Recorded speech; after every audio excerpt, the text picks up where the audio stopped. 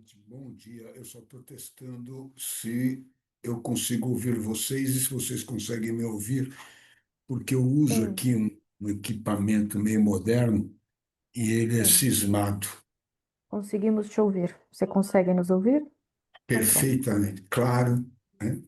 Que bom. Como diz o outro, claro e atuante. Temos que testar mesmo, né, Gilberto? A gente fala Tem, que é né, Mani?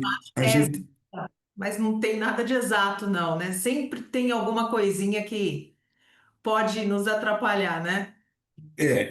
esse equipamento em particular, é, ele é um pouco, ele tem IA demais, então ele toma decisões. Quando eu entro no Teams, ele me derruba, eu não consigo. Acontece. Eu optei por aceitá-lo como ele é. É como se fosse um relacionamento, entendeu? Melhor não contrariar, né? Melhor não contrariar. Tá funcionando. Gente, mais 5 minutinhos, o professor Denis vai presidir e moderar nossas palestras de hoje. Professora Valéria, ela teve um imprevisto, né? Ela foi alocada para outra atividade interna no SEMEAD. Ela queria muito estar com a gente. Nós estávamos a semana inteira conversando, mas infelizmente, ou felizmente, né? Professor Denis, então, é outro grande gigante, né? Dentro de hospitalidade, turismo, enfim. Eu acho que ele entrou, né? Vocês viram? Ele entrou e eu acho que deu alguma coisinha com a conexão dele, né? Agora está Ou funcionando. pronto. Ah, Bom que bom, dia a todos. professor. Peço desculpas, né? Minha câmera está falhando no momento. Ela está entrando no OBS virtual aqui. Eu estou tentando mudar, mas não estou conseguindo, né? Mas para não atrasarmos aí a execução dos trabalhos, né? Então a gente inicia aí o procedimento mesmo sem o visual, ok? Bom dia a todos. Sejam muito bem-vindos ao nosso evento aqui, né?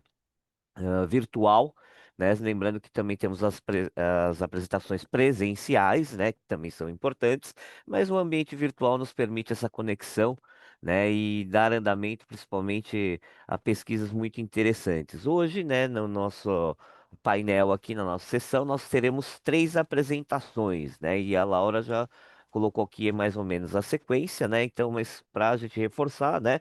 Então, a apresentação número um é a Hospitalidade, o Ser Humano e a Natureza Relacional, dos autores Laura Marques Castelhano e Gilberto de Araújo Guimarães. A segunda apresentação é Entre Mercado e Memória, o turismo como vetor ambivalente na sustentabilidade do artesanato no Nordeste do Brasil, sendo o autor o professor João Manuel de Vasconcelos Bezerra. E a terceira apresentação como os estudos no campo da hotelaria e turismo abordam os conceitos de empreendedorismo internacional, uma revisão sistemática da literatura, tendo como autora a Sara Mitere Germano de Lima, né? Ah, lembrando, né, das nossas regrinhas de apresentação. Ok, para o nosso SEMEAD, nós teremos 15 minutos no máximo de apresentação e 3 minutos de arguição, sendo que as pessoas que participam aqui como ouvintes dessa sessão podem também fazer suas perguntas via chat, né? E temos aqui o apoio sensacional da Priscila Tavares aqui nos auxiliando nesse processo, ok? Então, qualquer duvidazinha, né, vocês podem encaminhar via chat e aí a Priscila vai nos auxiliando aqui nas perguntas, né? Certo? Então, eu acho que podemos dar início, né, Priscila? O que você acha? Então, o primeiro a primeira apresentação, então, né? Então, Gilberto, né? Ou Laura que está presente? Isso, isso. Gilberto e É, Laura estão Consegue presentes aqui. compartilhar pronto. conosco, Gilberto? Por favor. Eu já vou compartilhar. Ótimo. Então, uma boa apresentação a todos, uma boa sessão, né? E vamos para os nossos trabalhos de hoje. Obrigada, professor. Obrigado, professor. Bom, primeiro, apesar de já estarmos nos vendo há algum tempo, é interessante manter um certo ritual, né, sobretudo quando nós estamos falando de hospitalidade. Bem-vindo a todos, bom dia. né? Nós estamos agora apresentando, eu e a professora Laura, apresentando um dos trabalhos, que é uma sequência de estudos que nós temos desenvolvido em pós-doutoramento na Universidade Católica do Porto, no campus de Portuguesa, no campus do Porto, junto com este fenômeno orientado por esta grande professora, professora Isabel Batista, que todos nós usamos como referência e, pelo contato que temos com ela, é extraordinário.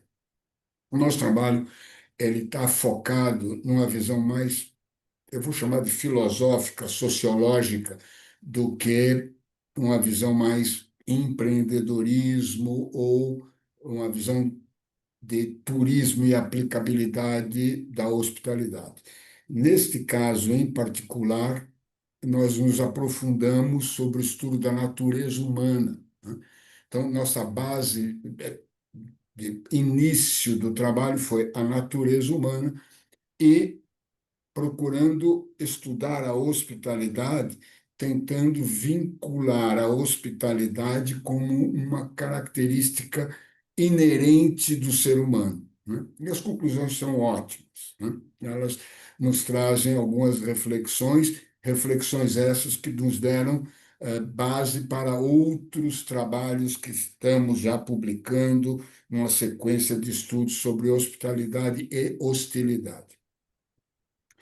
É, Deixa eu ver. Sim.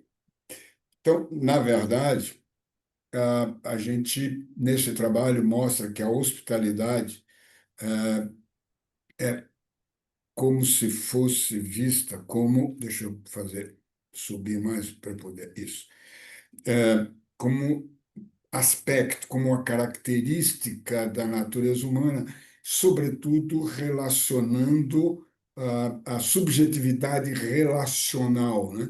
A intersubjetividade através do conceito de empatia, da compreensão do outro e da conexão emocional, que essas características nós vamos mostrar são as bases da evolução da raça humana. O nosso programa de pesquisa é avaliar que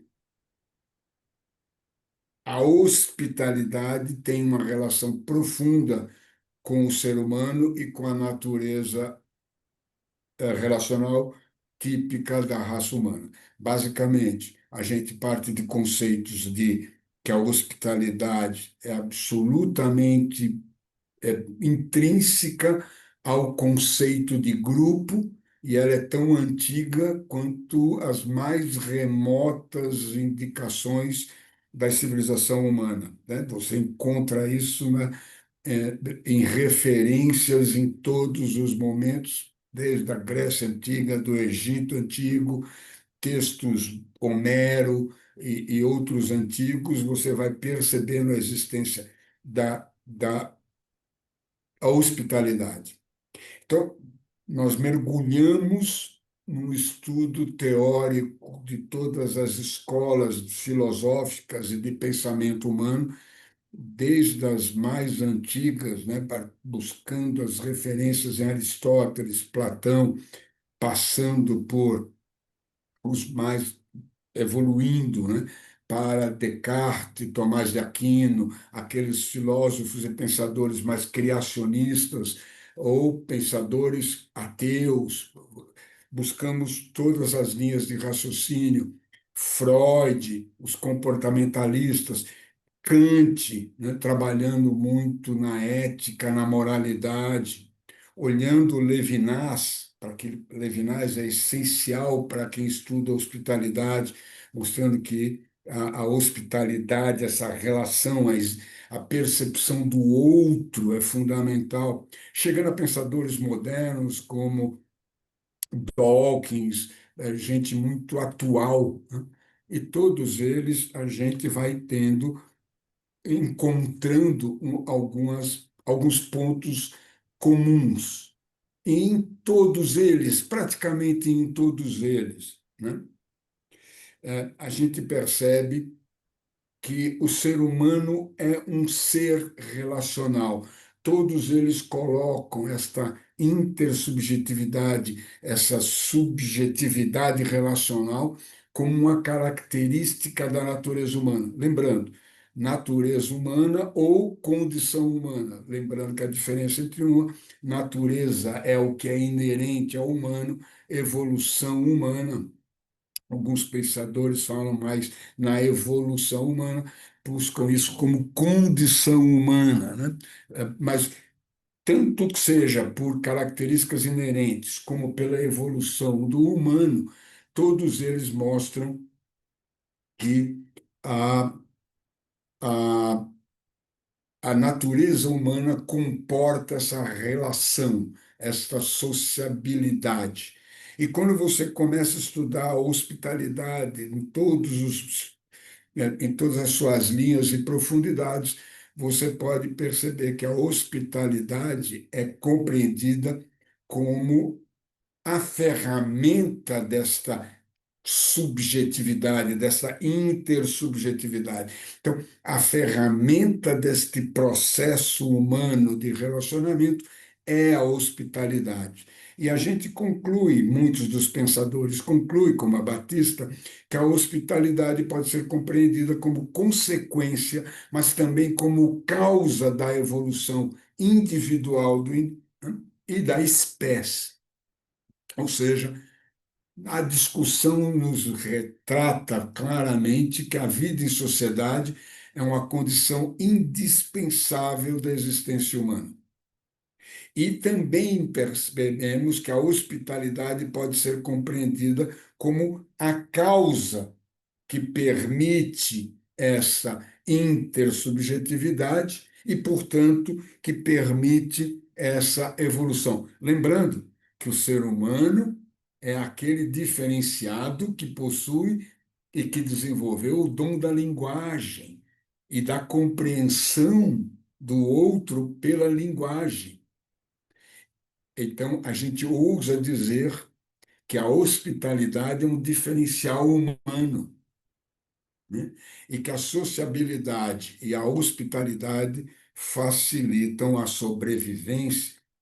A conclusão é: não importa se ela é inata ou resultante do processo de amadurecimento e desenvolvimento, a hospitalidade pode induzir e produzir e promover toda a atividade política no sentido de polis, né, no sentido de organização social, social e relacional, que permite que os seres humanos demonstrem quem são, né, e que possam ter um poder transformador e significativo na sociedade.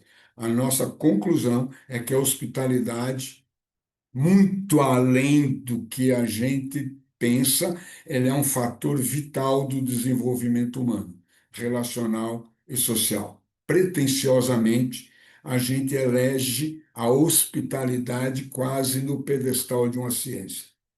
Mas eu acho que é uma pretensão que se justifica pelos caminhos de estudo que a gente veio, tanto eu quanto a Laura, a gente sente que a hospitalidade consolida tudo o que a gente estudou.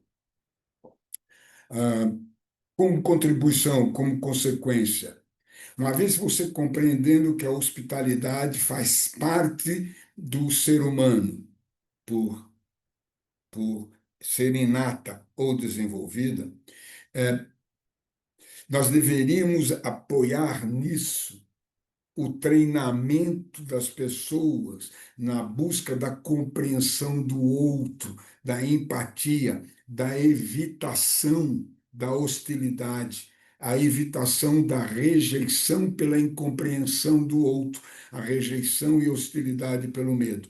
Ou seja, todo o trabalho seria fazer com que as pessoas desenvolvam um conhecimento mais profundo da hospitalidade para permitir a compreensão mútua e a produtividade. Isto vale para o mundo social e para o mundo empresarial.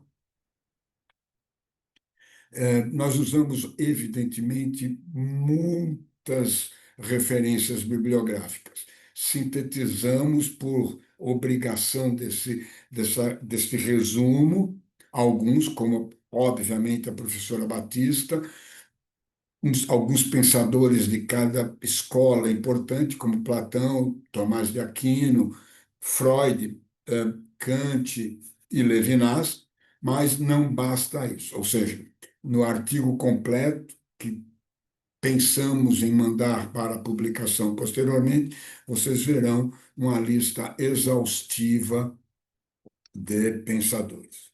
Gente, é isso.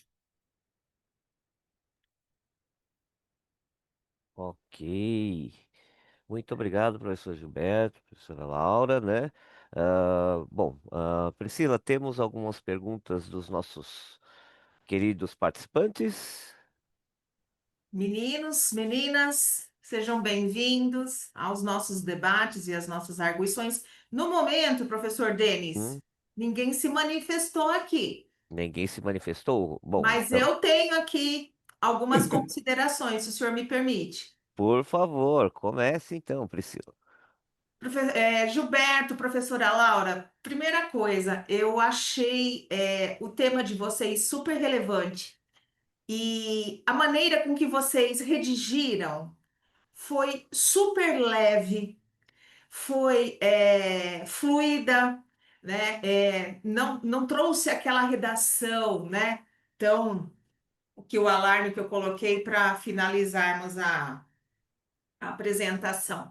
A redação foi ótima, assim, fluiu uma leitura que eu li duas vezes e fiquei assim encantada com a riqueza dos detalhes, com a gama de autores que vocês, além de falar dos autores cruciais, seminais da hospitalidade, vocês buscaram, né, autores como Feld, como, né, e foram trazendo um arcabouço gigante para complementar aí a fundamentação teórica de vocês, né?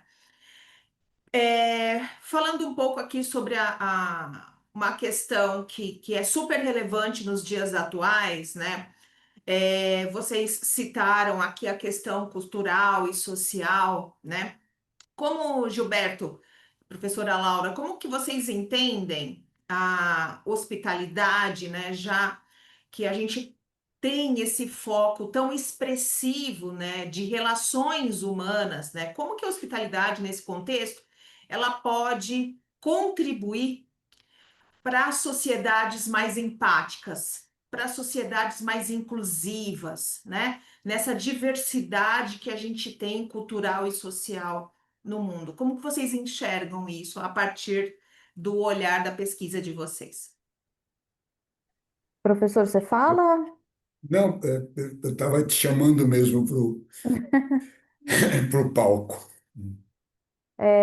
Priscila, eu acho que a gente está num caminho muito interessante agora da pesquisa, porque a gente consolidando esses aspectos mais macros, filosóficos da questão da hospitalidade, a gente tem se dedicado agora exatamente a esse olhar de como que a gente pode promover este debate, levando exatamente para essa tua problemática, né? Como é que a gente pode, então, a partir disso, entendendo que é uma característica inerente do ser humano, como é que a gente pode levar para esses debates mais grupais, mais relacionais, culturais e sociais? E uma das coisas que a gente tem se preocupado, e aí já respondendo a tua pergunta, é exatamente compreender essa dinâmica hostilidade-hospitalidade. A gente está exatamente neste momento e nos auxiliou muito a compreensão dentro desse âmbito da intersubjetividade, a gente ter como ponto de partida o fator crítico, né, da promoção. Então,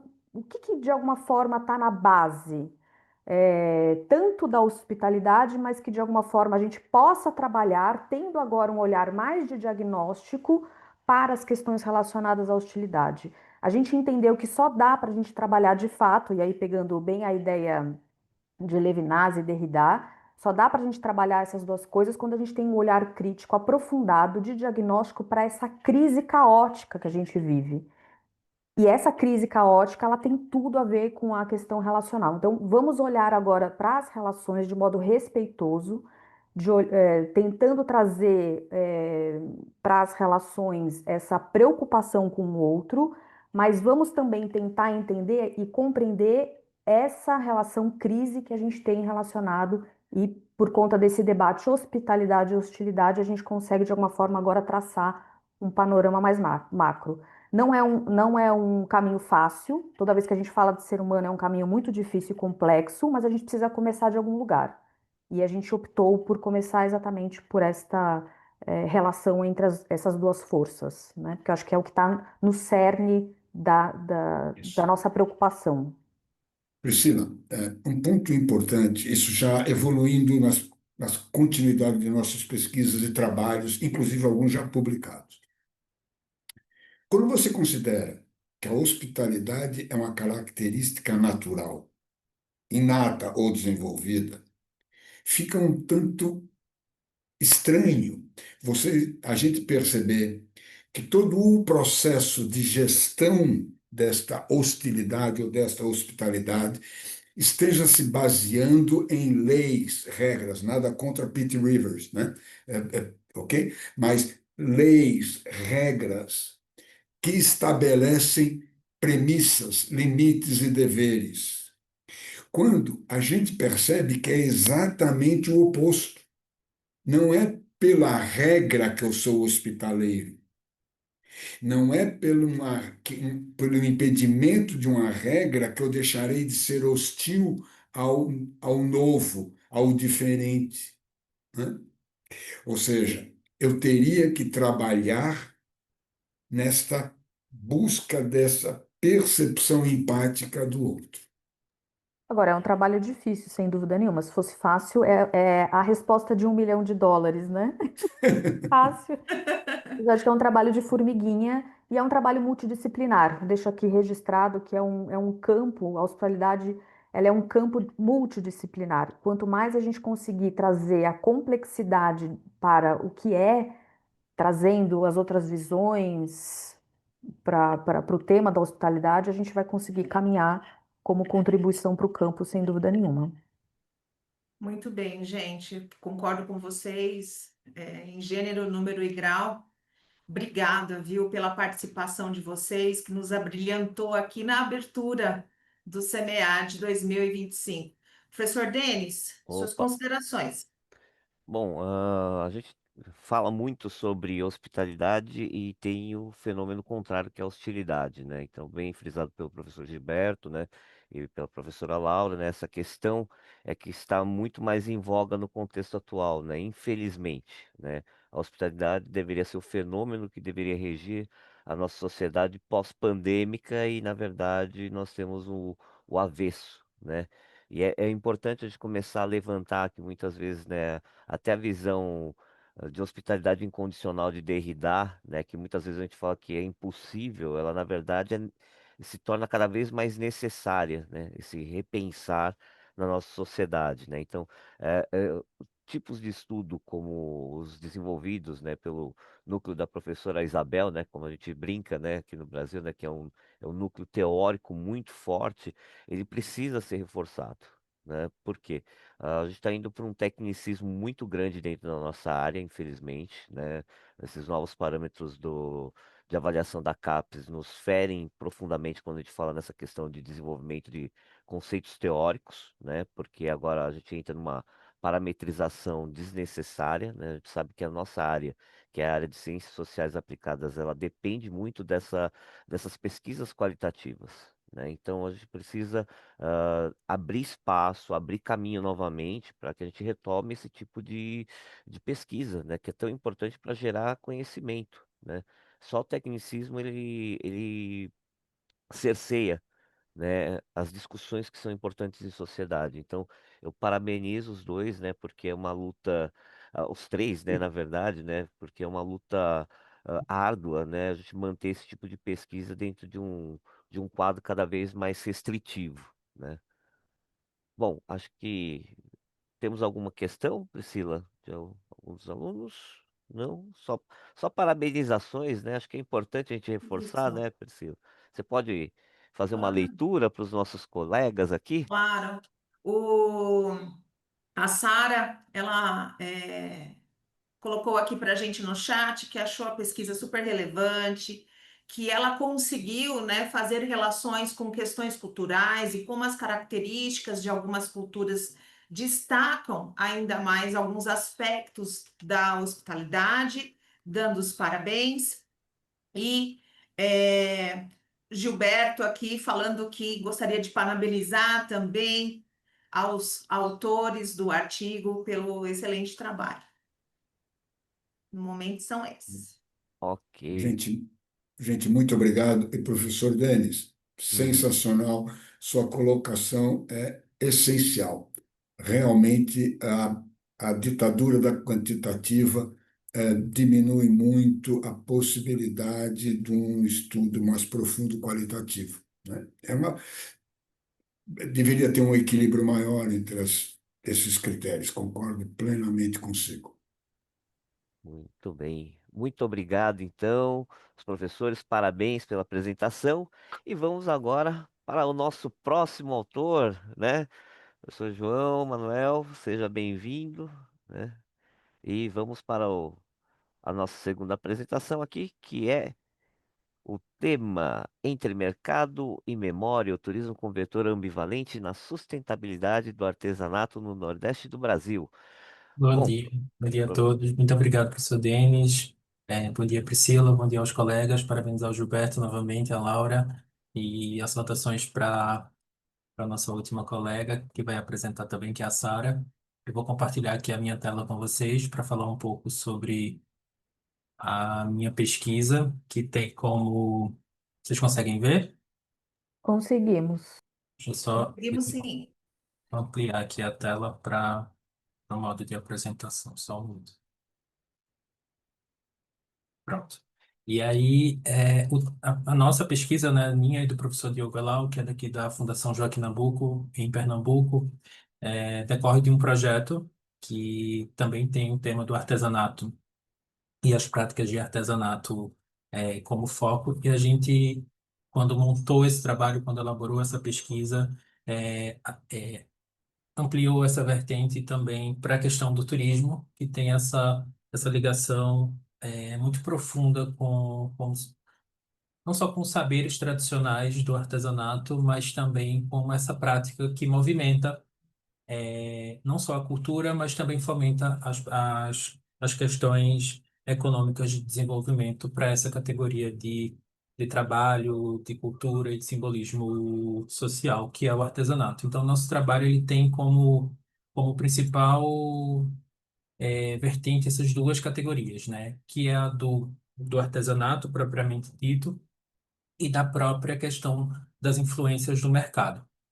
E inicialmente, a gente, pesquisando sobre essa questão do artesanato, se debruçou, principalmente aqui no Nordeste, né, sobre essa imaterialidade do artesanato enquanto patrimônio, enquanto questão cultural, enquanto simbolismo regional, que o artesanato, ele é para além da confecção, ele se revela como um vetor para além da confecção de um objeto.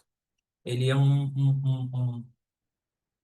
ele tem sentidos, ele carrega técnicas, saberes e histórias dentro de um contexto local, de um contexto que geralmente, principalmente aqui no Nordeste, durante muito tempo, em comunidades socialmente ou economicamente marginalizadas. Então, a gente tem, principalmente aqui em Pernambuco e em outros estados também, alguns eixos de cidades que apresentam essa relação com a cultura também. E aí a gente tem esses três eixos, né?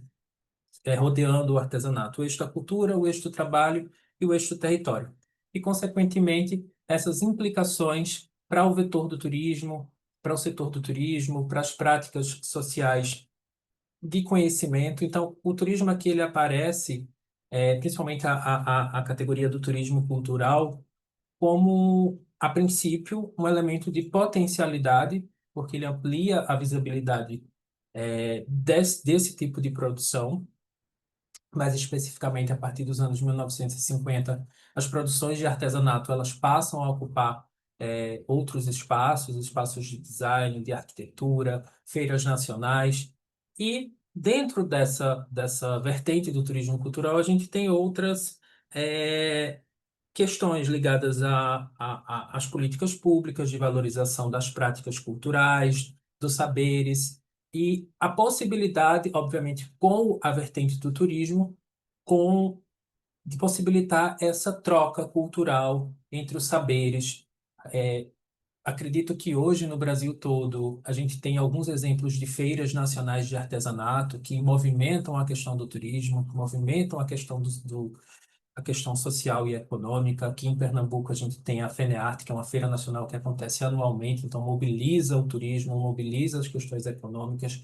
Em Brasília, São Paulo, enfim, é uma prática que já vem acontecendo no Brasil todo, mas que é uma prática ainda que é carregada de algumas tensões, como a gente provoca no trabalho, relacionados a uma intensa mercantilização desses saberes tradicionais, uma padronização estética, onde o saber do artesão, o saber fazer desses objetos, desse patrimônio, ele acaba sendo padronizado, e o risco de descaracterização cultural dessas produções, onde durante muito tempo a gente tem percebido uma articulação de mais visibilidade e renda e de descaracterização das práticas do artesanato. E aí a gente tem, né, dentro disso emerge a questão da sustentabilidade cultural, onde a gente tem ainda hoje, não só na questão social, mas também acadêmica, uma carência de estudos, mas que muitas vezes revela essa necessidade de se pensar a questão do artesanato, porque eles estão presentes em outros espaços culturais, que também movimentam e que também são afetados ou impactados pelo vetor do turismo, são os museus, galerias de arte, centros de design, de arquitetura, e que muitas vezes a gente percebeu, principalmente aqui na pesquisa, um certo deslocamento dos sentidos originais. E aí, dentro dessa problemática, né, a gente formulou essa pergunta, né, de que maneira a articulação entre turismo e artesanato no Nordeste do Brasil tem contribuído para a sustentabilidade sociocultural desses saberes tradicionais. E aí, como nosso objetivo é justamente de analisar algumas percepções, não só dos líderes artesãos de alguns estados do Nordeste, como também a percepção do gestor público e dos técnicos institucionais ligados a algumas organizações, como o SEBRAE, entre outros, para tentar captar como é que eles enxergam essa relação.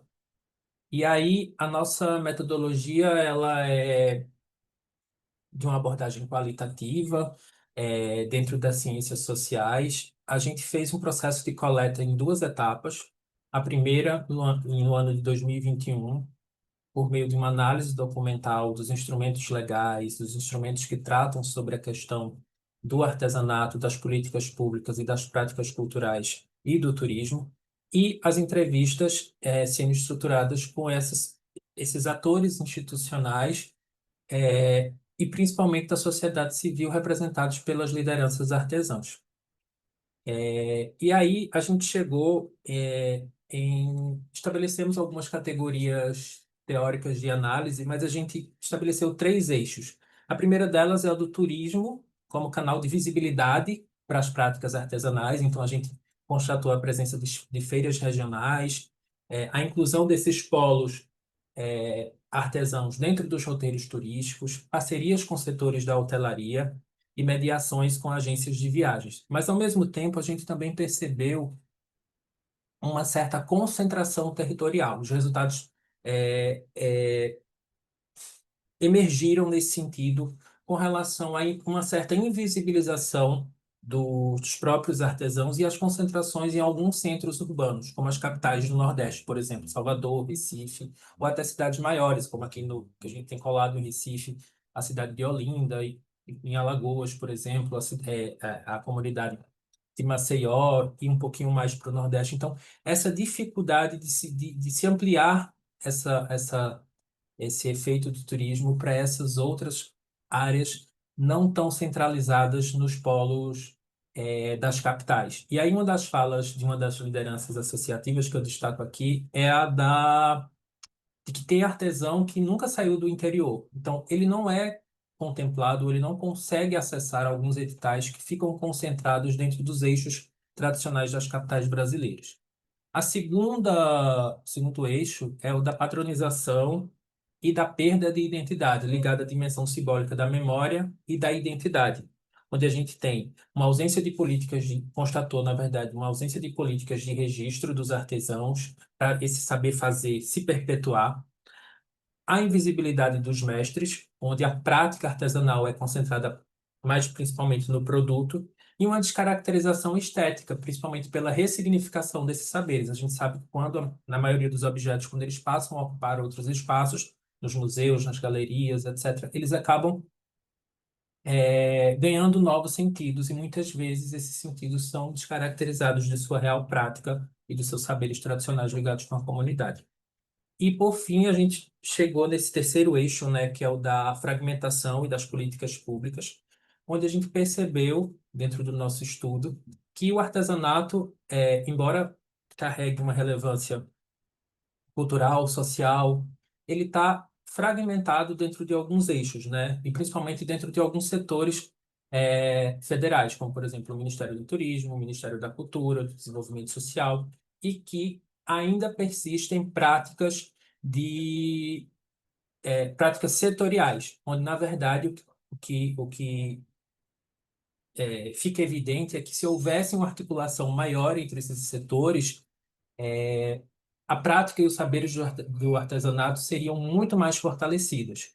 E aí, uma técnica da Secretaria Estadual do Estado de Sergipe, ela falou que essa ambivalência que a gente provoca no texto entre turismo e cultura tem essa questão da venda relacionada ao turismo. O turismo impulsiona a comercialização e a cultura, essa necessidade de preservação. E o desenvolvimento, né, nessa terceira vertente, ele precisa e gera renda a nível regional e a nível local.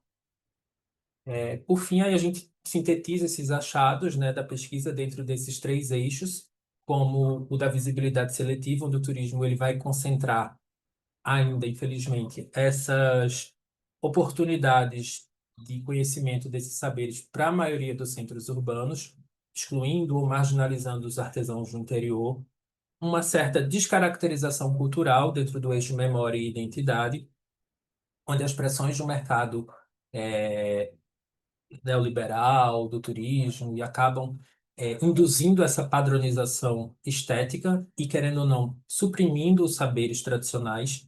E, por fim, o mais interessante na nossa percepção é essa necessidade de se pensar em políticas intersetoriais, onde essa fragmentação das políticas acaba desarticulando ou não fomentando uma certa continuidade dessas práticas. E aí a gente conclui finalmente destacando essas possibilidades de novos estudos, principalmente na tentativa de efetivar o fortalecimento entre o artesanato e o turismo, que são vetores que podem caminhar juntos e que caminham juntos na grande maioria dos casos, mas que na grande maioria deles ainda a gente percebe essa intersetorialidade e essa necessidade de se incluir mais efetivamente os artesãos, para que eles possam compartilhar e manter esses saberes vivos dentro de uma cultura efetivamente social e que seja afetada positivamente pelo desenvolvimento. E é isso. Eu abro agora para discussões, ou se alguém quiser tirar alguma dúvida, mas para que a gente possa repensar, né, nessa questão da cultura, do turismo, do desenvolvimento, como elementos que possam viabilizar esse protagonismo dos saberes, né, e não uma certa descaracterização do artesão e do saber fazer dessa produção.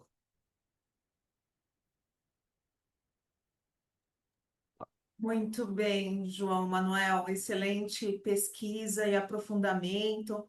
Temos aqui, professor Denis, uma observação Uhum. da Sara, né? Onde ela fala que durante, né, a leitura da pesquisa do artigo, ela se questiona como as práticas de turismo de base comunitária podem ser maneiras de educar os turistas para a valorização do artesanato além do produto, né?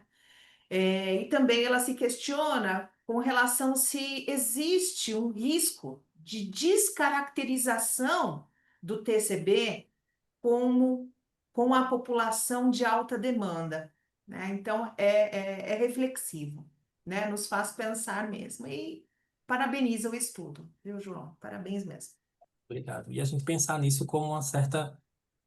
O que a gente tem mais visto nessas pesquisas e nesses estudos são a redução de uma prática e de um saber tradicional a um item de souvenir, e algo que não leva consigo as suas práticas e os seus saberes. São, muitas vezes, algumas das falas dos artesãos é de que querem algo pronto, imediatista, e são feitios que demandam um tempo.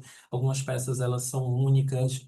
Óbvio que existem algumas padronizações em larga escala dentro de um determinado produto, mas que ainda assim demandam uma certa produção mais intensa, e que esse modo de educar, como a Sara menciona, não é só educar, essa necessidade de educar o artesão para que ele consiga também acessar essas possibilidades de editais de fomento, porque aí sim ele consegue se inserir com mais força dentro das ações das políticas públicas, mas também essa necessidade de articulação, principalmente pelo setor do turismo, que possa fomentar também essa necessidade de reflexão para que não fique algo automático, e sim que as pessoas possam, de fato, dentro dessa perspectiva do turismo, conseguir acessar essas outras realidades sociais e locais que a gente tem nesse Brasil gigantesco.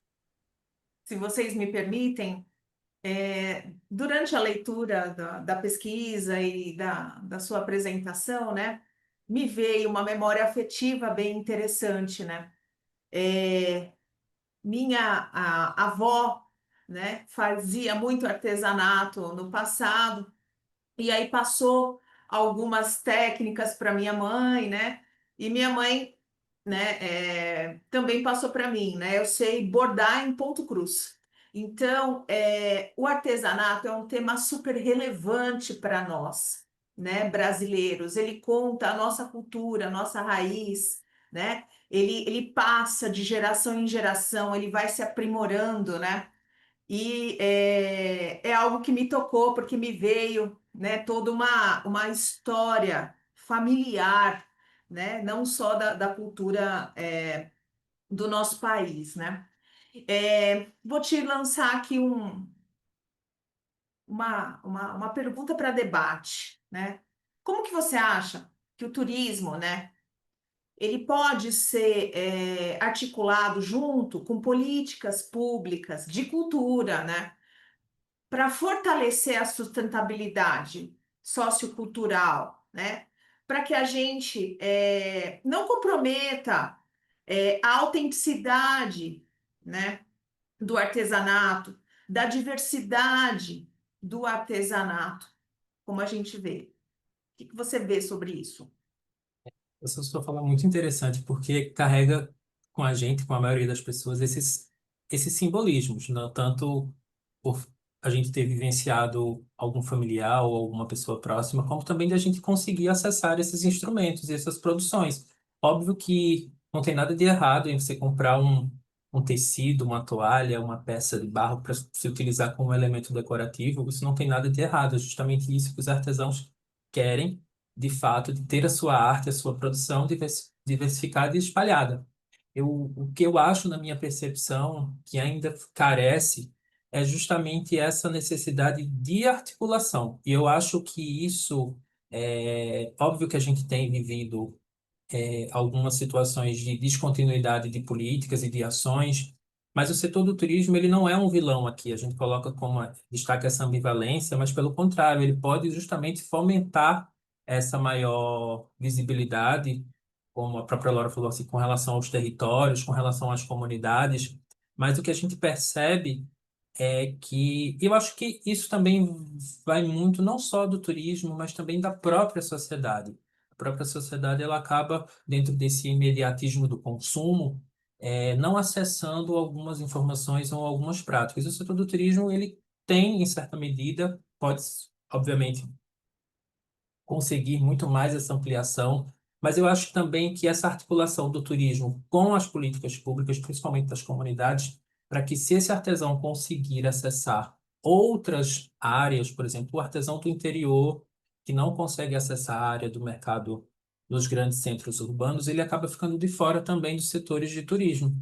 Então, eu acho que essa articulação ela é bem-vinda quando a gente concede esse protagonismo para o artesão que está mais afastado de outras comunidades mais distantes, ele consegue também estar inserido dentro desses setores do turismo. E a culpa também não é do turismo, porque como é que ele vai conseguir, os setores de turismo, hoteleiros, etc., vão conseguir acessar comunidades mais distantes se não tem a contrapartida também das políticas e das ações para que possam fomentar essa articulação dos artesãos tradicionais no interior. Eles, enquanto protagonistas dentro do seu espaço, do seu território, conseguem também articular-se com o vetor do turismo e o setor do turismo hoteleiro, e etc. Então, eu acho que essa necessidade de articulação, de conceder esse protagonismo também para essas comunidades, como um feitio, não na pessoa do artesão em si, propriamente dito, mas com toda a carga social que isso carrega.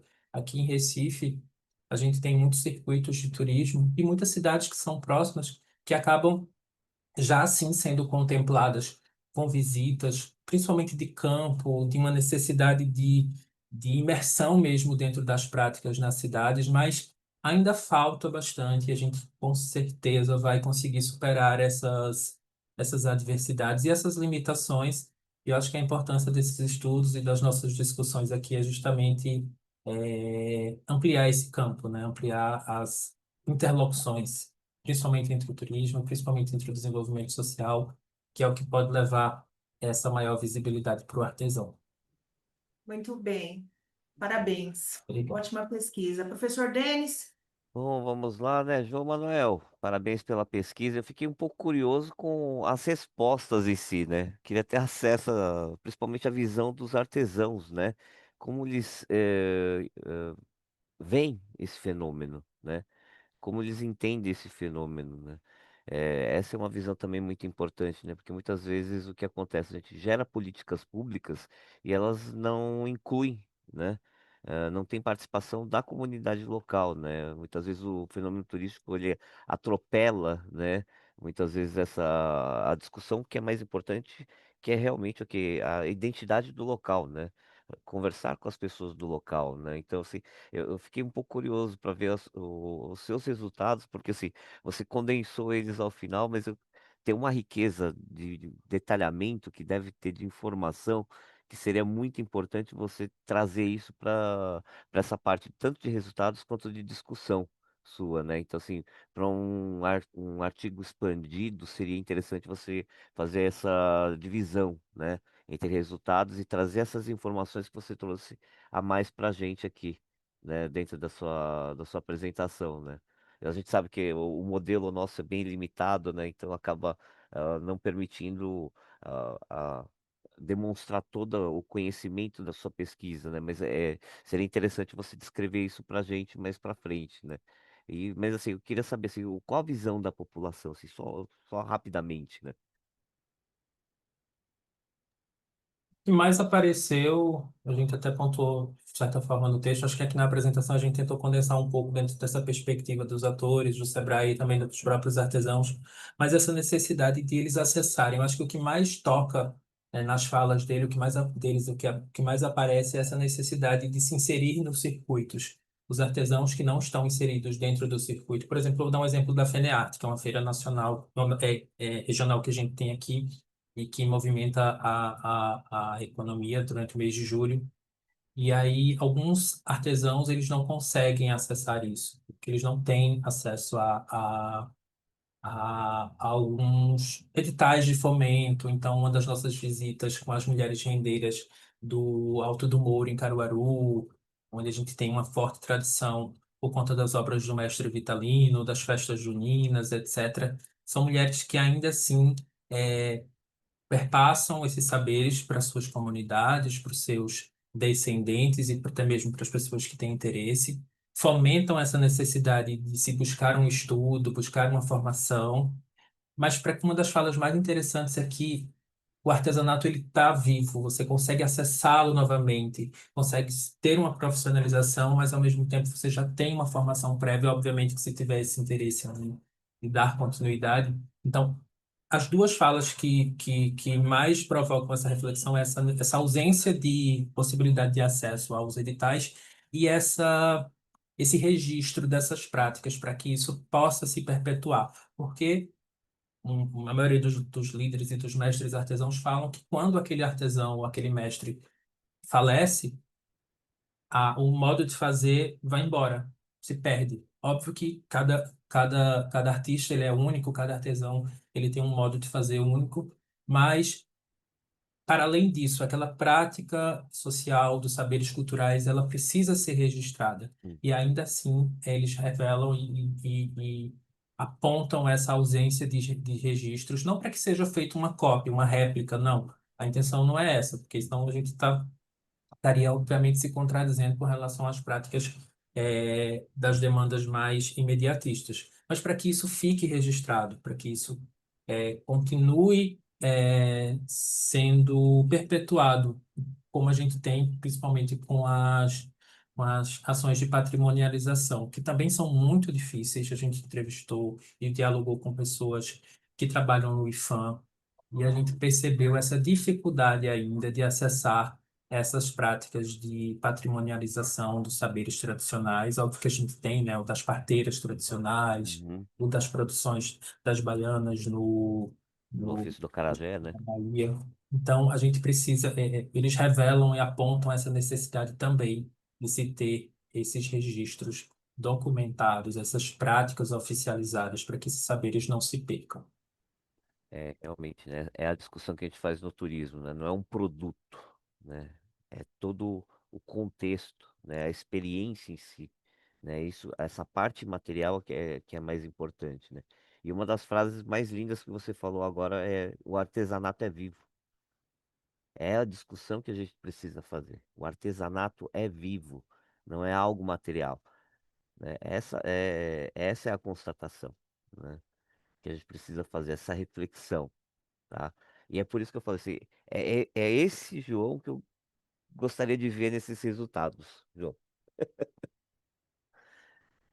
que é o que traz a sua identidade também como pesquisador, essa sua visão única, tá? Parabéns mesmo pelo trabalho. Obrigado, professor Denis, obrigado, Priscila e aos demais colegas.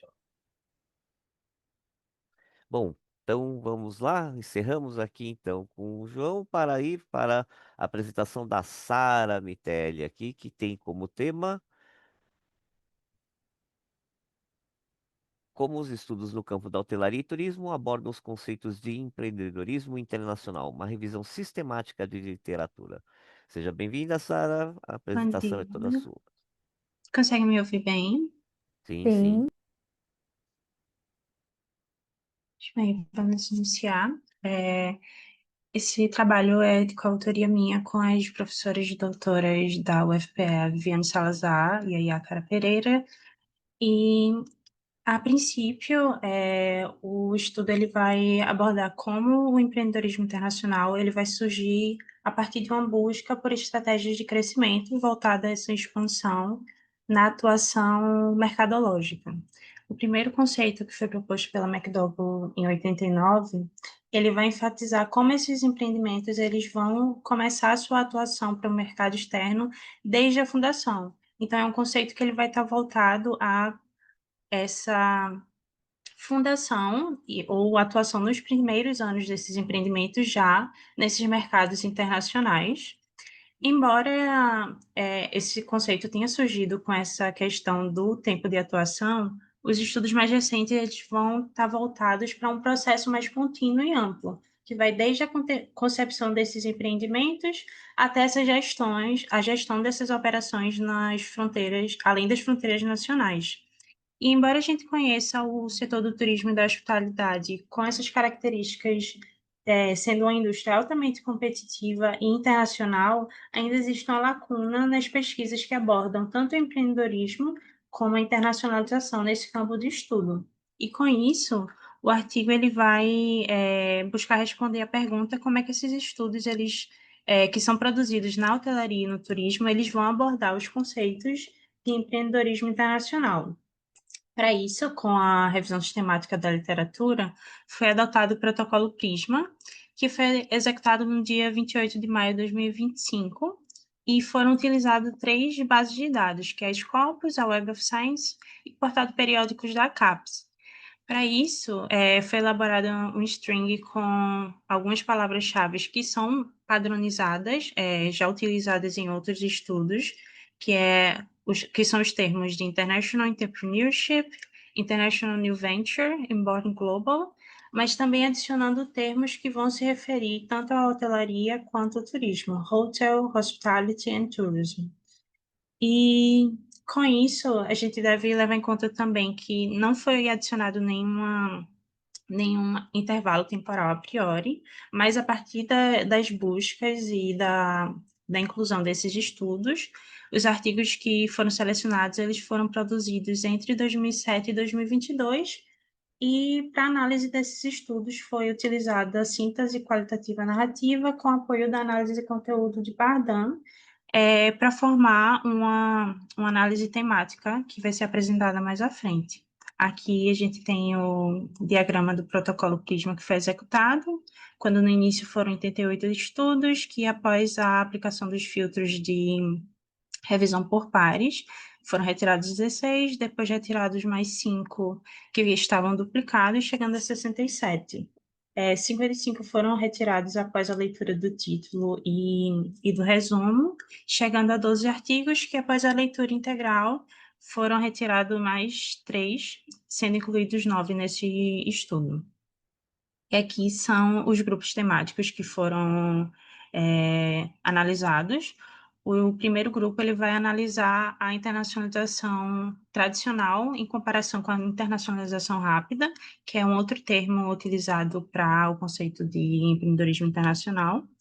O segundo grupo temático vai abordar as capacidades do empreendedorismo internacional e o terceiro, as barreiras ao empreendedorismo internacional.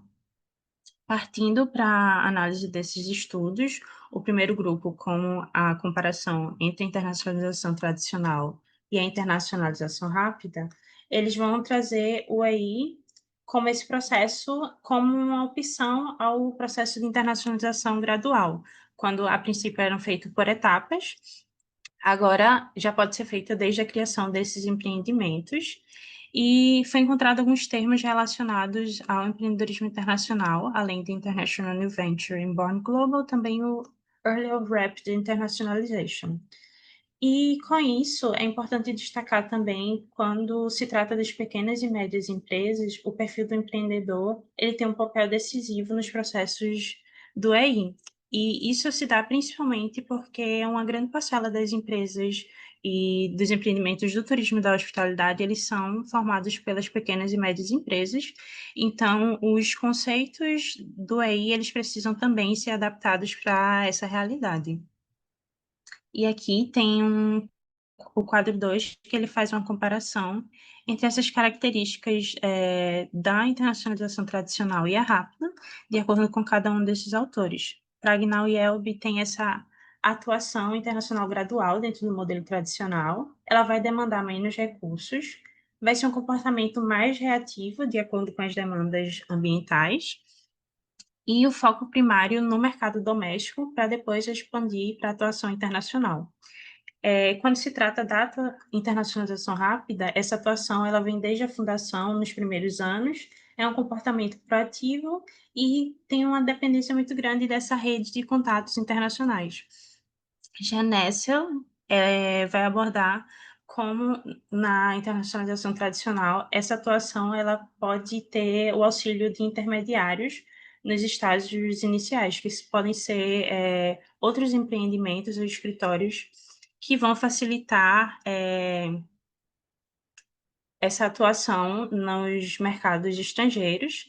Na internacionalização rápida, a atuação em muitos países ela vai garantir essa vantagem competitiva, e um ponto forte é quando os gestores e fundadores desses empreendimentos eles já têm uma experiência internacional prévia. Para Haro et al., a internacionalização tradicional, ela vem com esse aprendizado por etapas. Eles iniciam as atividades em mercados mais próximos, sejam geográfica ou culturalmente. E quanto maior o aprendizado, maior o comprometimento com a atuação internacional. Já na internacionalização rápida, essa busca por essa atuação e essas oportunidades, ela vem logo após a criação.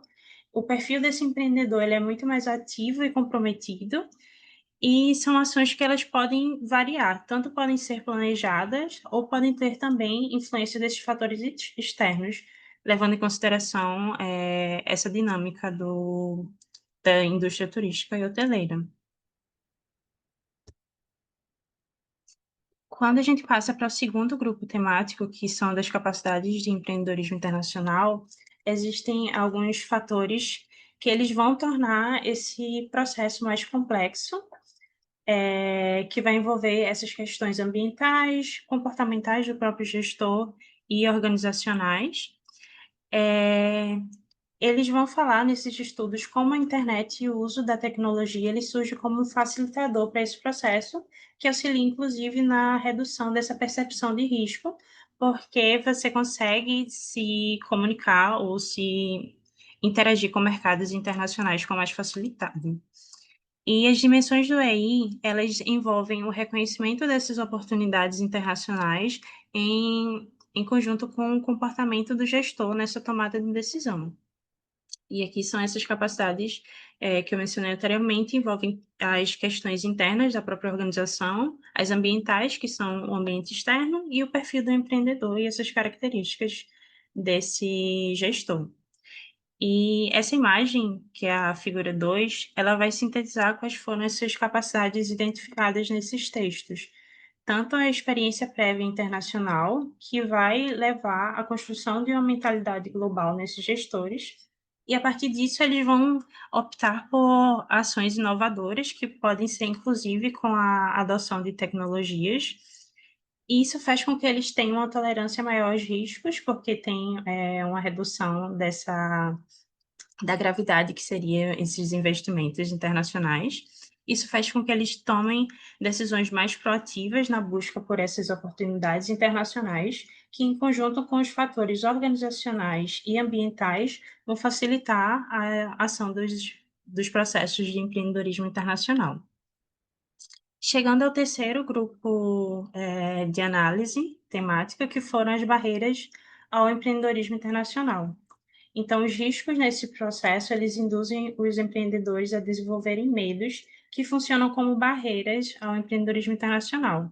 Dentro desse estudo foram identificados 6 grupos de medos que funcionam como barreiras. O primeiro é o medo do futuro, que vai estar relacionado à instabilidade e à dinâmica do setor turístico, pelas questões que podem afetá-lo, sejam pandemias, catástrofes naturais e questões políticas e econômicas, a depender do país que esse empreendimento ele vai estar inserido ou ele pretende se inserir.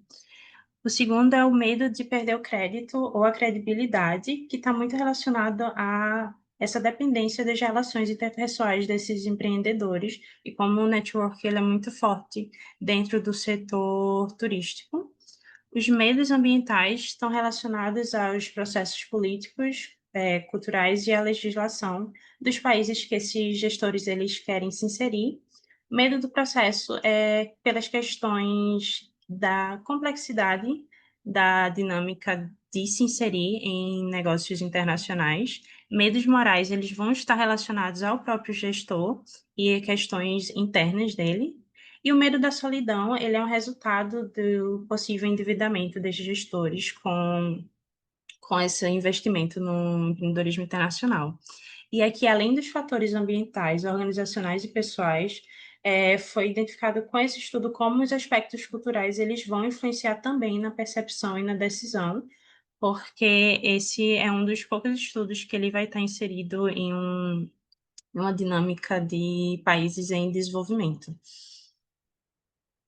E já partindo para as considerações finais, os estudos em AI dentro do campo da hospitalidade e do turismo, eles vão enfatizar essa dinâmica da indústria e as particularidades de se ofertar um serviço em comparação com empresas manufatureiras. As pequenas e médias empresas, elas formam uma parcela considerável dos empreendimentos no turismo e por isso elas são levadas em consideração, devem ser levados em consideração nessa adaptação dos modelos conceituais. E a abordagem do EI ela foi mudando também no campo do turismo, em decorrência das mudanças que ocorreram no campo da administração estratégica e dos conceitos de maneira geral. Algumas limitações. O último artigo incluído ele foi de 2022, então a gente já pode considerar que esses artigos eles não vão incluir algumas abordagens temáticas emergentes do campo do turismo, que incluem sustentabilidade, governança e a tecnologia. E dentre os 9 artigos selecionados, 6 deles vão estar inseridos em contextos de países específicos. E apenas um deles está em países em desenvolvimento, enquanto os demais se encontram na realidade do norte global. E, por fim, recomendações para o futuro, para estudos futuros, é ampliar esses estudos com essas temáticas emergentes dentro da hospitalidade e do turismo. Estudo também em países em desenvolvimento para ter uma contrapartida dessa percepção do processo de EI e avaliar os impactos das novas tendências do consumo e mudança dos perfis dos empreendedores internacionais, principalmente porque, como o último artigo ele foi produzido ali em 2022, ainda tem muito reflexo no texto das questões relacionadas à crise da pandemia no setor do turismo e da hospitalidade, então seria relevante avaliar tudo que ocorreu dentro dessa mudança dos perfis após a pandemia. E, por fim, finalizo com as referências bibliográficas e abro para possíveis questões e o debate. Obrigada. Parabéns, Sara. Tema muito relevante, né, na nossa sociedade contemporânea. Professor Denis, Oba, alguma questão de alguns alunos? Não? Sim? temos Ok. aqui a Maria Graviotti parabenizando, né, sobre as excelentes apresentações dessa sessão aqui, dessa primeira manhã que abre, né, o CMEA de 2025, e agradecendo a todos aqui pela experiência. Maravilha. Bom, então vamos lá. Sara, posso fazer algumas perguntinhas para sua revisão sistemática? Por favor. Vamos lá. Bom, primeiro, parabenizar, né? Assim, revisões sistemáticas dentro da nossa área estão iniciando agora, né? Muitos acabam conhecendo essa metodologia interessante, né? Para poder, de certa forma, né? Muitas publicações internacionais exigem que a gente faça essa revisão inicial para se aprofundar dentro do tema, né? Bom, a primeira questão, assim, por que a escolha do prisma? Né, como método de protocolo, né? Qual foi, Ah, a foi a princípio, ele orientação? é um dos mais relevantes dentro das pesquisas sistemáticas e também foi uma recomendação da minha orientadora e dos demais professores Uhum, do ok, campo. ok. E você, para fazer essa revisão sistemática, né? Qual o- o- os descritores, né? Qual a base de descritores que você utilizou, Sara, para fazer? Você usou algum Os específico? escritores, como? Descritores para Perdão? palavras-chave, assim, né? Você escolheu, né? Pronto, Uhum, a escolha das palavras-chave ela foi utilizada com base em um autor do empreendedorismo internacional, que ele já uhum, faz uma busca de maneira geral dentro da administração estratégica. Então, a minha ideia foi replicar esse termo, uhum, aplicando termos também do turismo e da hospitalidade para fazer uma comparação. Nesse uhum, estudo, acho que são, eu posso confirmar o nome dos autores, mas eles conseguem encontrar mais de 3.000 estudos dentro do empreendedorismo internacional, uhum. no geral, e quando eu Ok. fiz a pesquisa para comparar, a gente consegue incluir apenas 9 dentro do turismo e da hospitalidade. Então, queria fazer essa Uhum.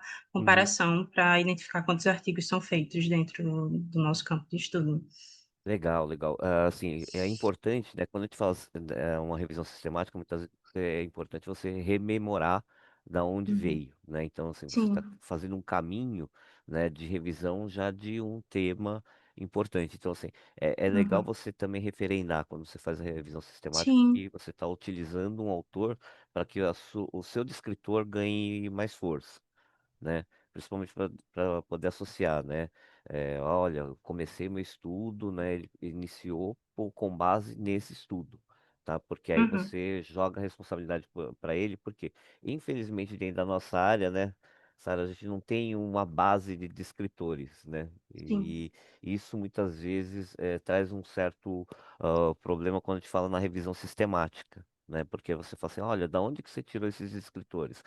Eles vêm Uhum. baseados nisso, né? Então, assim, são Sim. alguns toquezinhos que são muito importantes, né? Principalmente que como você vai seguir nessa carreira, né, de pesquisadora, né? É muito bom ver que você já está pegando essa metodologia bem interessante, Uhum. tá? E como fazer com que ela eh, tenha certas características de acreditação, né? Que a gente chama, né? Uhum. Justamente fazer essas pontes, né, e puxar, né? Mas é muito legal. Assim, é uma das poucas revisões sistemáticas que eu vejo assim falando sobre empreendedorismo e turismo e hospitalidade. E assim, na sua string, tá? É sempre importante Uhum. você colocar ela dentro ah, do seu trabalho, né? E dizendo por que que você escolheu o and ou or, Sim. tá? Uhum. Entendi. Explicar similaridades, tá? Porque aí você reforça também na parte de metodologia, tá? Mas Uhum. excelente trabalho, tá? É bem interessante ver que você se aprofundou muito sobre o assunto e, assim, só dizer para você, continue. Faça agora a meta-análise desses dados aí, que vai dar uma publicação super legal. Obrigada, professor. E é justamente essa questão da falta de padronização Uhum, com os termos que me fez recorrer a um outro autor que já tenha feito uhum. essa busca inicialmente. Muito bom mesmo. Bom, Pri, temos mais alguma questão para algum dos autores? Não? Professor, temos aqui só elogios, né, e parabéns, tanto do João Manuel, da professora Laura, do Gilberto, né? Foi assim, algo bem interessante e importante, Uhum. né? Traz um respaldo científico, né, para a pesquisa em questão, né? Se o senhor me permite, eu tenho Ok. aqui uma observação Uhum, para a Sara. A gente uhum. vê, Sara, que a partir, né, da sua revisão sistemática, o que que você encontrou? Quais foram as capacidades ou as barreiras, né, que influenciam a adoção aí do empreendedorismo internacional por pequenas e médias empresas no setor de hotelaria e turismo em países em desenvolvimento? O que que você vê, né, de pontos positivos ou que tende-se a melhorar aí nesse segmento, por favor? Com relação aos estudos que fazem essa questão das questões que influenciam ao crescimento, como a adoção de empreendedorismo internacional em países em desenvolvimento, ele não enfatizou esse ponto dentro dos estudos encontrados. Eles vão focar muito nessa realidade.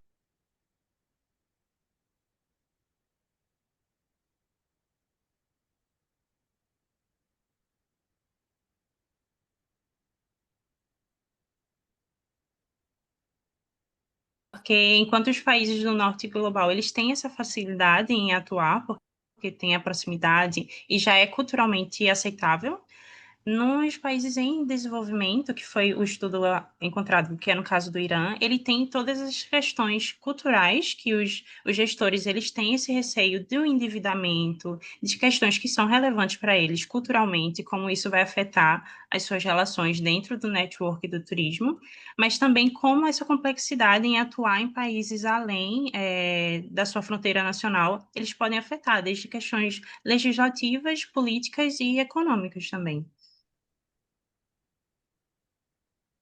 Muito obrigada. Professor Denis, Oi, temos aqui a presença da professora Beth. Bom dia, professora Beth, seja bem-vinda. Bom dia, professora. Que Tudo bom? Que, saudade! que satisfação.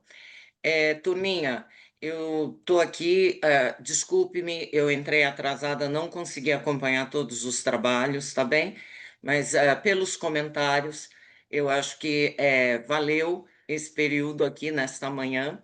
Eu tenho a satisfação, eu digo sempre, a satisfação, a honra e a responsabilidade de coordenar essa área no SEMEAD, de Turismo e Hospitalidade. Então, eu quero saudar aí Gilberto e Laura, né? Que finalmente eu vejo a carinha da Laura, porque eu ouço falar muito de você há muitos anos, viu, Laura? Mas que bom ter vocês aqui. Acho que vocês estão conosco direto de Portugal, né? Que é a aventura desse momento da vida de vocês. Então, um beijo para Isabel Batista, viu? Por favor. Assim, ela é a co-líder internacional exatamente desta temática que temos aqui. E deixa então meu beijo aos amigos da Federal de Pernambuco, de alguma forma, né? Que eu vi que João Manuel tem vínculos com a Federal de Pernambuco, Sara mencionou, inclusive, queridos amigos, então também o nosso beijo, o agradecimento. Eu sei que a Vivi é uma batalhadora para trazer mais para perto a área de administração com a área de turismo, então agradecimentos a vocês pela participação. E naturalmente, não é? Isso é meio endógeno, porque temos aqui, oi, Denis, no meu programa, acho que você é a Valéria, né, nessa sessão, porque eu Isso. tenho Valéria. Então, Denis, se vocês quiserem chamar de Valéria, nessa sessão não há problema nenhum, né? E naturalmente, Pri, Felipe e Cláudio que estão nesse percurso, nessa aventura conosco na Anhembi Morumbi, fazendo seus respectivos doutorados. Vocês vejam que sobrevive, viu? Porque Gilberto fez o doutorado conosco e ó, ele está aí íntegro, a gente não arrancou nenhum pedaço, tá tudo certinho. E agora ele e Laura estão num outro momento, num próximo passo aí dessa etapa de pesquisa e sempre nos ajudando nos estudos da hospitalidade, tá bem? Então, na verdade, eu queria era deixar um beijo para vocês, desejar que o SEMEAD seja um encontro espetacular. Este evento é um dos estratégicos, no caso da Embi Morumbi. Então, até nessa semana, né, Cláudia, a gente não tem nem aula, para que todos possam aproveitar ao máximo. Aqueles que estão em doutorado, eu recomendo fortemente que atendam também atividades do consórcio doutoral. Eu digo sempre para vocês, né? Que essa é a tribo de vocês. Então, quanto antes vocês se integrem nessa comunidade, melhor, porque são os seus parceiros de percurso atuais que vocês ainda não perceberam que são e certamente serão na continuidade aí das pesquisas de vocês. Além das oficinas, né, além das outras sessões de apresentações de trabalho. E eu também fico muito feliz, e Sara e João Manuel, eu os convido sempre, viu? A cada edição do SEMEAD, porque isso é um grupo de trabalho, é um grupo de estudos. Não é só para vir aqui uma vez e apresentar trabalho, mas eu gostaria de poder contar com a participação futura de vocês, trazendo mais novidades, essas questões que foram sugeridas para vocês, da continuidade dos estudos, que vocês venham compartilhar aqui. Assim se faz um grupo de trabalho, né? Não é só assim, compartilhar um pedacinho e depois sai correndo e nunca mais. A gente fica com essa vontade de saber dos avanços, do olhar crítico, de tudo isso, e naturalmente Gilberto e Laura mais ainda, né? Que a gente quer saber mais aí do que vocês estão descobrindo nessa aproximação de conceitos e, por que não, a questão da pedagogia social que a Isabel aborda sempre, na Católica de Portugal, então de vocês também estarem nos alimentando aí com as descobertas de vocês por aí, tá bem? Então fica o convite, não só para esta semana, mas para as próximas edições de SEMEAD. No caso de Sara, viu, Denis? Talvez uma boa ideia seja você Uhum, visitar um pouquinho Tesauros, da uhum, professora Miriam Rejovski. É só você colocar Tesauros, Miriam Rejovski. Não vai ter essa parte de uhum, empreendedorismo, que você é específico do seu estudo, mas uhum, para tudo que diga respeito a turismo e hospitalidade, a Miriam sistematizou um Tesauros, quem sabe uhum, não seja um bom começo para você ter essas strings assim de maneira mais sustentada, tá bom? uhum, Tá? Mas olha, um beijo para vocês. Pri, segura a onda aí, porque você é assessora desta sessão e de outras, não é? uhum. Denis, eu sei que a gente vai se encontrar também em outras sessões e todos vocês estão mais que convidados, né? Eu sei que se vocês estão no online, talvez vocês não estejam fisicamente aqui em São Paulo, mas o SEMEAD é sempre um evento que vale o esforço, viu? De estar presencialmente também, porque ele é riquíssimo, riquíssimo. Então, quem sabe também em ocasiões futuras vocês não se animem para estarem conosco. E Gilberto, que é um atuante nessa área de gestão, de estratégia, né, Gilberto? Quantas e quantas sessões hiper interessantes Muitíssimo. não aparecem aqui nesse evento? Quem é que falou que turismo, hospitalidade não tenha nada a ver com administração? Tem Muito muito a pelo ver, contrário. né? Tem Muito pelo muito, contrário. muito, muito a ver, não é isso, Gilberto? Bom, e a Laura tenho entendido que é da área de medicina, né? E olha só onde você veio parar, Laura. Então, tá vendo? É isso que faz a gente avançar. Essa diversidade de olhares. Não tem certo ou errado aqui, né? E vamos em frente, tá bom? Então, um beijo, excelente SEMEAD para todos nós, tá bom? Beijos. Obrigada, é Obrigado. prazer, Professora, professora. aproveito para lhe dar parabéns. O SEMEAD é essencial. Ele é fundamental para nós, estudiosos da hospitalidade. Muito obrigado pelo SEMEAD. É isso, Pri, você é a líder dessa sessão. Gente, nós aqui agradecemos, né? Eu até coloquei aqui no chat, né? Foi uma ótima abertura do CMEA de 2025, né? Aqui vimos a diversidade cultural, falamos de diversos temas relacionados a turismo e à hospitalidade, trocamos ideias, né? E como a professora falou, né, somos pesquisadores, né? Então a gente tem que celebrar esse poder transformador da pesquisa, né? Que é só assim que a gente consegue inovar. Agradeço essa experiência maravilhosa. E, professor Denis, encerre para gente. Ok, muito obrigado, Priscila, por todo esse apoio. Obrigado à participação de todos, principalmente dos apresentadores, né, dos autores desses trabalhos excelentes. E convidamos, né, para que vocês continuem na nossa programação, né? Porque temos muita coisa boa vindo aí, muitos temas interessantes dentro do SEMEAD, dentro dessa semana que é de administração, mas principalmente também de muita hospitalidade, tá bom, gente? Então, muito obrigado pela presença, muito obrigado pelos excelentes trabalhos e contamos com a colaboração de todos e participação durante essa semana de muito conhecimento, de muita pesquisa e muita inovação. Parabéns a todos e até mais, gente. Tchau, tchau, gente. Tchau, tchau. Beijos. Tchau, Você beijos. meade. Tchau, Pro. Beijo. Tchau. Tchau, tchau. Tchau, tchau.